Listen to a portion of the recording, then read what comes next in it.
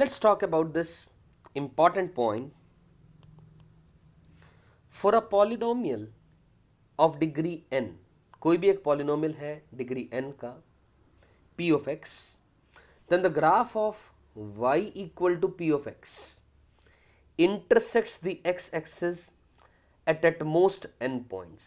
ज़्यादा से ज़्यादा जो x axis पर वो ग्राफ ज़्यादा से ज़्यादा n पॉइंट्स पर काटेगा, इंटरसेक्ट करेगा x एक्सिस को, और इसका मतलब है कि px पॉलिनोमियल जिसकी डिग्री n है उसके ज़्यादा से ज़्यादा n जीरोज होंगे।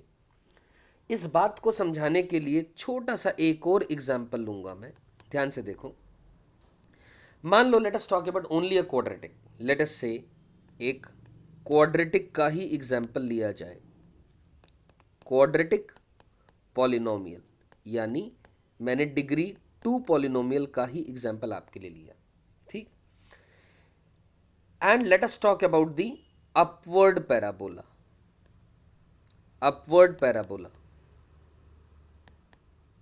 यही बात डाउनवर्ड पैराबोला के लिए भी एप्लीकेबल होगी, लेकिन let me take about the case of upward parabola. क्या हम जानते हैं 3 पॉसिबल बातें हो सकती हैं। क्या? या तो ग्राफ एक्स एक्सिस को न काटेगा और न टच करेगा, तो इस केस में नंबर ऑफ जीरोज कितने आए? 0।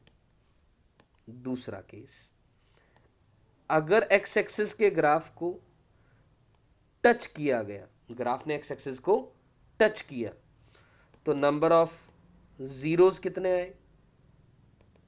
1।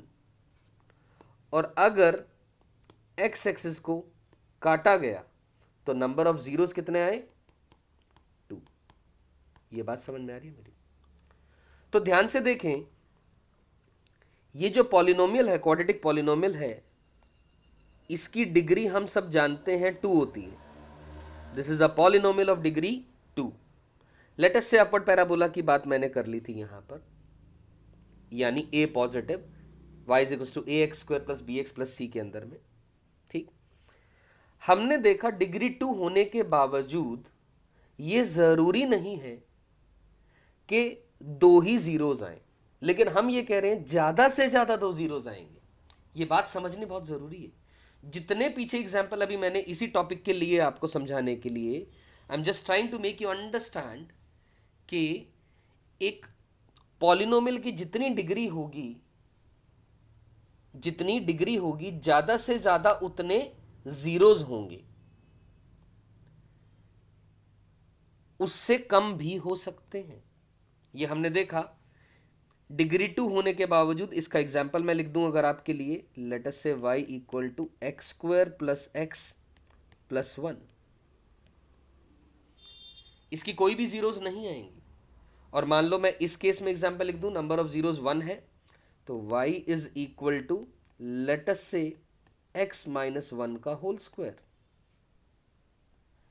और मान लो इस केस की मैं बात करूं, y is equal to x minus 1 into x minus 2, तो यानी ये एक रूट हो जाएगा 1, जीरोज हो जाएगा, और दूसरा हो जाएगा 2।